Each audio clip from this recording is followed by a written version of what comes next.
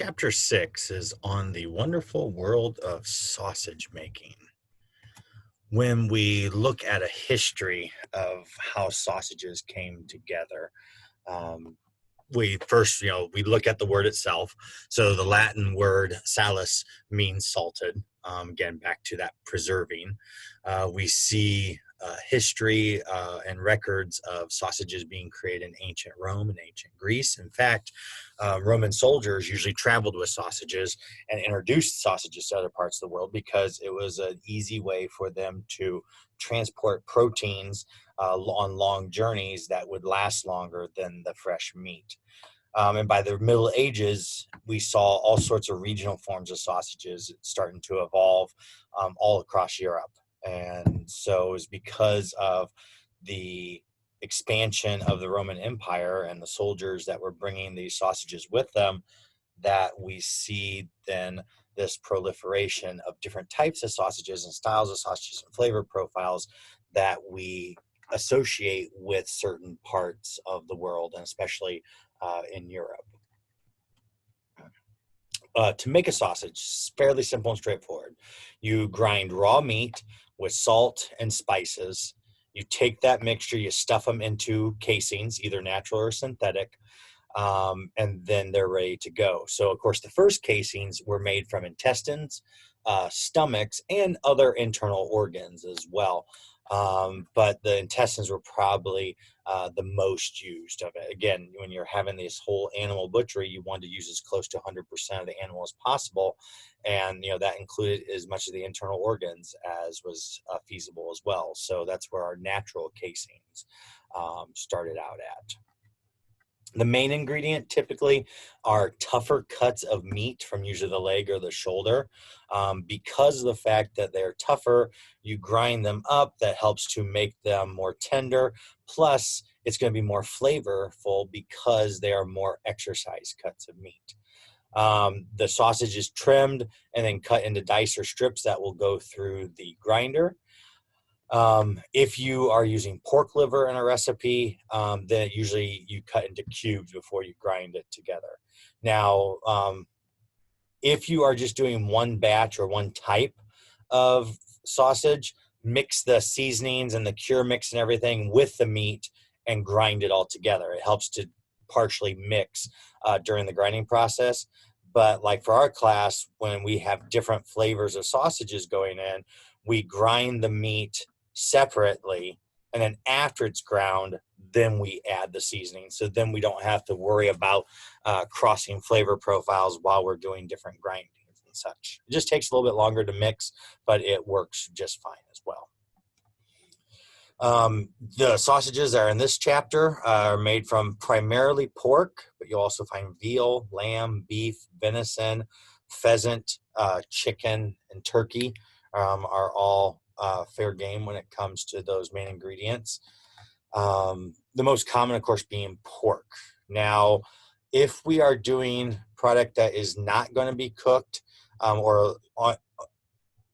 or undergoes a long drying process, especially when you get into some advanced charcuterie stuff, you want to use certified pork. And certified pork is pork that's treated in a way to destroy trichinosis. So anything that's going to, again, long drying, lengthy smoking, not going to be cooked, you always want to use certified pork. And it's fairly straightforward. Certified pork is it's a frozen product. And so you hold it at 5 degrees for 20 days, -10 for 12, -20 for 6. What that does is that then helps to destroy any trichinosis if there was any that are going to be present. But if you're doing any dry cured, certified pork is going to be your best bet. Again, hedging your bet just to make sure. Last thing you want to do is make somebody sick. So meat's the main ingredient. The second main ingredient is fat. So the average fat content in a sausage, in contemporary sausage, is 25 to 30%, which you might be going, wow, that's a lot. But that's actually less than it used to be. During the Middle Ages and such, it wasn't unusual for the fat content to be closer to 50% fat, 50% meat. So we've actually went down from what we used to. But the problem is when you get below that, you affect the mouthfeel. You affect the texture of the sausage. Not enough fat, and it's going to be very, very dry and crumbly. It's not going to have that good mouthfeel that we would expect when we bite into a sausage. Contemporary force meats, we utilize jowl fat, fatback, and in some instances, heavy cream is also used.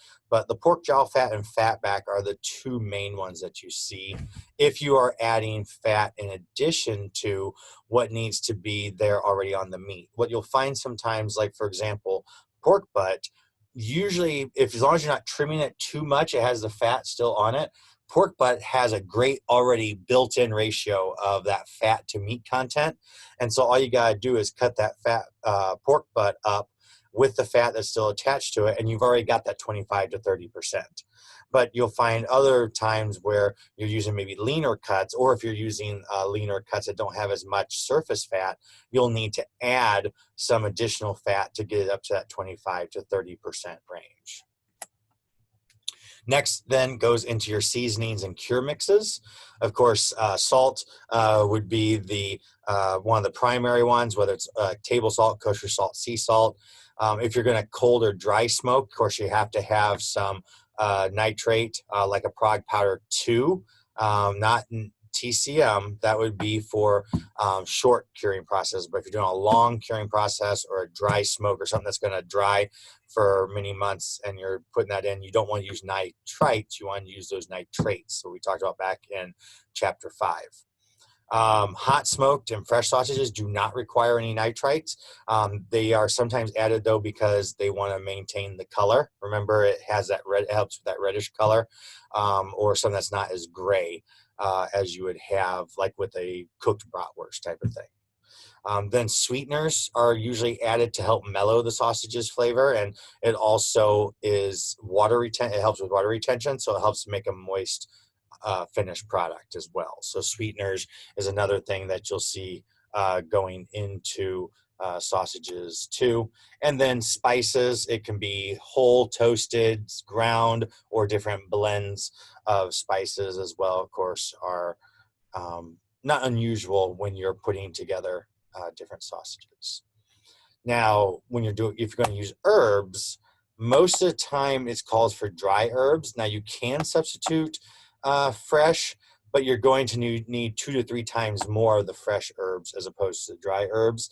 And from a personal standpoint, I don't really notice a huge difference between using a dry herb or a fresh herb when you're doing it in a sausage. So I'm always one that, just use the dry herbs, less product, you get that flavor profile that you're going for.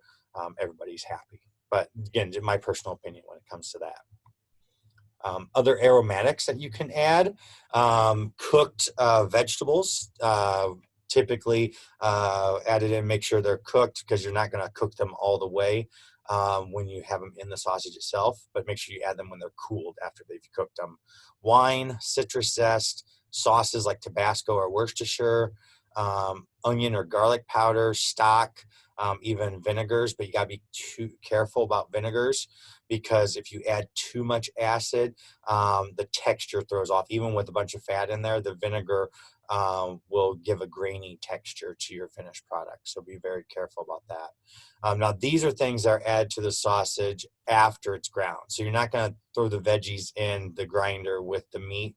You're going to dice those up, cook them, chill them, and then mix them in afterwards. Or if there's stuff like you can add in like scallions, green onions, you slice those up. You don't have to par cook those because those don't take long to cook. And if they have a little crunch to them, that's not bad, but you're not grinding them in with the meat and such.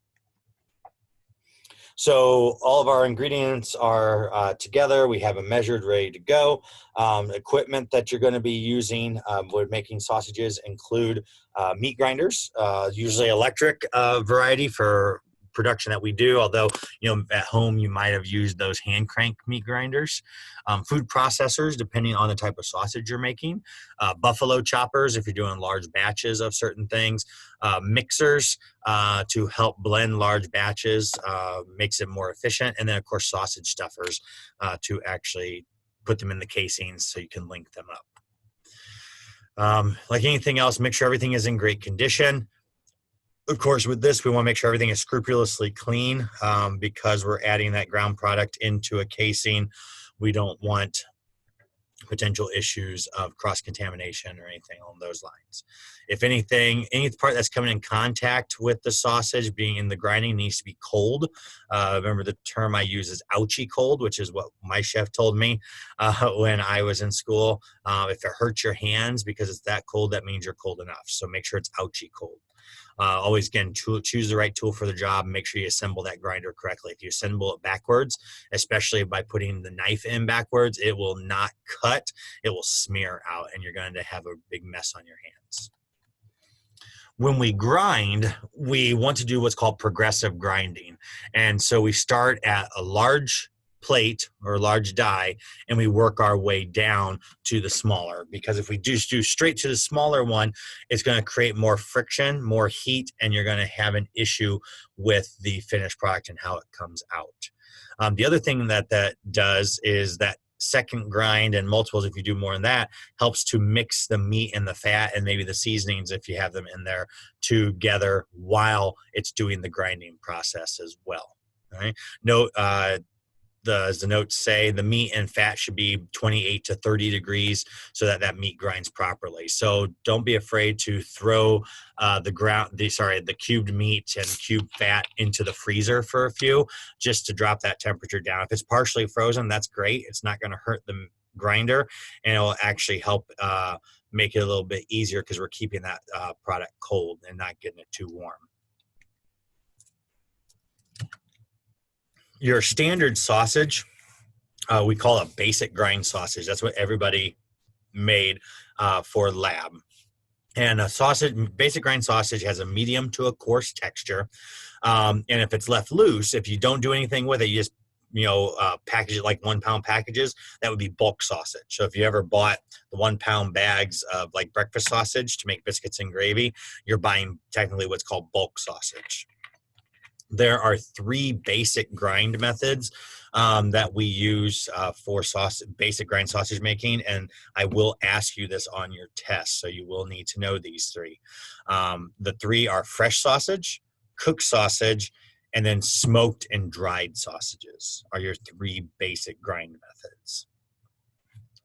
So the base behind it, you grind the chill and diced meats with the other ingredients to the right texture. Then you mix the ground meat until it becomes homogeneous, and that includes water and stuff like that in it. And once you got to that nice homogeneous mixture, it's now ready to finish up. So it doesn't take a whole lot. There's not a ton of steps that go into it. Now, the first 2, the fresh sausage, obviously it means it's still raw and you need to cook it. A cooked sausage would be something that would be already done by the manufacturer. So when you buy like a kielbasa, from the grocery store, you're buying a cooked sausage. All you're doing is reheating it. But if you're buying bratwurst, chances are you're buying a raw product. And so you do need to cook that. The third side is the dry or semi-dry fermented sausages. And we don't do these in this class. It's a little more advanced techniques. This is actually a class that I do teach as a topics class, advanced charcuterie and butchery. But I do want to talk about so you're familiar with it. Fermented sausages are going to have a tangy flavor because of the lactic acid that's produced to drop the acidity down to make an inhospitable environment. They're typically made of either beef or pork or a combination. There's water, salt, nitrates, nitrites, and then some sort of sugar to act as a balancing agent. Because we're drying them, or it's going to be semi-dry, we need to make sure we're inhibiting the growth of the bacteria that can, make people sick and cause spoilage. So, of course, we want to keep our meat very cold. Once it's ground, we stuff it and then dry it and or smoke it. Then, while they age, we use a climate controlled environment to maintain the right humidity level. That's what our curing cabinet's for. So a good rule of thumb for curing is cellar temperature or cave temperature. 60 degrees, 60% humidity is kind of that go-to level when it comes to that. So they get stuffed, they're in the casings, they might get a smoke treatment for flavor and stuff, and then they go into dry. They are in that 60-60 environment. If you get too hot, they can dry out too fast, and then you have issues with the outside being dry, but the inside still being too wet, and then bacteria grows. If it's too high of a humidity, it doesn't allow enough moisture to escape, and then again you have issues with bacteria growth. If it's too dry, if it's not humid enough, then just like if it's too hot, the outside of the casing dries too fast before the inside can release the extra moisture, and then you have water and liquid on the inside but dry on the outside. It looks good on the outside, but when you cut into it, it will still be wet, and it will probably have bad bacteria growth and even mold and stuff you might be able to see as well. So that's why that temperature is very, very important. During that fermentation in the drying process, they're lowering the pH down to 4.6 to 5.2 for semi-dry, and then for dry sausages are 5 to 5.3. Again, it's really important because that creates an inhospitable environment for bacteria. In addition, a semi-dry sausage will lose 15% of its original weight, where a dry sausage could use up to 30. That's actually a rule of thumb that we use when we're doing dry sausages, is when we first put it in the chamber, we weigh it, and then we weigh them weekly, periodically. And once it's lost 30% of its weight, that's through moisture loss that creates, between that and the dropping of the pH, helps to create that inhospitable environment. So there's no water for bacteria to grow, and it's too acidic for the bacteria to grow as well. The final product's gonna have a nice bright colored texture, bright colored with a little bit of a yeasty flavor and a slightly chewy texture. Again, best thing to think about is you buy your summer sausages and things like that. You know, you have that bright color, it has a chewiness to it, and it has that little bit of a twang as well. That's kind of one of those classic ones, but there are tons of different dry and semi-dry fermented sausages. As I said, it's something that you're interested in. Wait next time I offer the advanced butchering charcuterie class. You know, that's a really cool way to get more into that area. The other type of sausage, you have your basic grind sausage, and the other type is called an emulsion sausage. So an emulsion sausage is a ratio of ingredients that make up the sausage. And so sometimes you'll hear it referred to as a 5-4-3 force meat. And the 5-4-3 is the ratio. It's 5 parts meat, 4 parts fat, 3 parts ice, water, but typically in the form of ice. Everything by weight. 3, 4, 5 force meat is an emulsion sausage. So the way this works is you typically cure the meat, add the TCM or what have you to it, and then grind it progressively through a fine die. Then you'll grind the fat back separately, also through a fine grinder die. And then you put it together. If you're doing a small batch, you do a food processor. If you're doing a large batch, you do one of the buffalo choppers. In fact, if you do the buffalo chopper, you can actually skip the first 2 steps. You can just throw the meat and the fat in and grind, and then use the buffalo chopper to work it together. So once you combine them together with the ground meat and the fat, then you add the ice and you let it read. Just turn it on and let it work until it drops below 30. With the meat and the ice. Once it keeps going, what's going to happen is friction's going to raise the temperature up. When the temperature reaches around 40, you add the fat into it. When it reaches around 45, you add the non-fat dry milk between 45 and 50, and then you process it till about 58 degrees. And so you are forming an emulsion. You're forcing the fat and liquid to come together in one product. And the best example is hot dogs. So think about the texture of a hot dog as opposed to the texture of a bratwurst. The bratwurst is that basic grind type sausage, where a hot dog is an emulsion sausage. Bologna is another example.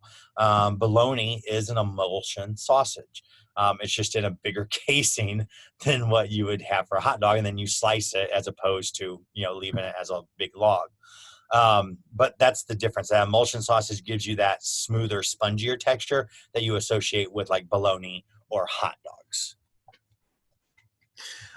For testing for emulsion, for flavor, you don't want to fry it. What you do is you'd wrap it in some plastic wrap and then put it in some water and poach it. because that's going to be closer to the texture and everything that you're going to get for any of that. And of course, you want to make sure you get it to the right appropriate temperature, internal temperature. So you've got your sausage made, whether it's a basic grind or an emulsion. Now you've got to decide how you're going to shape it. So you could do just the loose or the bulk, especially with basic grind. You don't want to do loose or bulk with emulsion. But those would be sold just in a solid log, usually in plastic wrap or in a bag or something along those lines. You can make them into patties. So you can make them into burgers, or like, breakfast sausage, you turn them into sausage patties. Or you can stuff them into the casings, natural or synthetic. On page 247 of your book, it has a cool diagram that has the natural casing sizes, their lengths, their capacities, where they're coming from, and all that fun stuff. And of course, there's also stuff available online as far as information about that as well. For preparing natural casings, they're always stored in salt. If you leave them in salt in your refrigerator, you're going to be able to hold them in that refrigerator for about a year. Before you use the casings, make sure you rinse them thoroughly and let them sit in the water. Usually about 30 minutes or so is a good idea. And then drain that and then rinse them out, making sure that we're getting rid of all the salt that might be on the inside or outside. Depending on how you're going about doing it, you can, cut to length. If you're doing something that needs to be hung, you would tie what's called a bubble knot, where you do your first knot like you would. And then but the second knot, instead of doing it right on top, you would do a little bit of a separation and have a little bit of casing in between. And what it does, it traps the air and creates a bubble. And that bubble knot helps to, like if you're going to hang something like a summer sausage in the smoker or the dryer, that bubble knot helps to keep the knot from unhinging, because it has all that weight from the sausage underneath of it. Again, that's something that we don't mess with in this class, but if you are working with the advanced butchering charcuterie, that is something that we will do. Stuffing the machine, make sure you're assembling the stuffer properly, and I'll show you how to do that. Make sure everything is clean and cool. Fill it, tap it down, make sure you get rid of any air pockets. Then press it into the casing. And then make sure you stuff those into those casings like I'll show you in the kitchen. And then you can twist or tie the sausage into whatever shape that you might be looking for. That, ladies and gentlemen, is the basis and kind of that basic information behind sausage making. Hopefully you enjoyed the information. Hopefully you enjoy the lab that goes along with it. And that is it for this chapter. Thanks everyone for watching. Have a good one.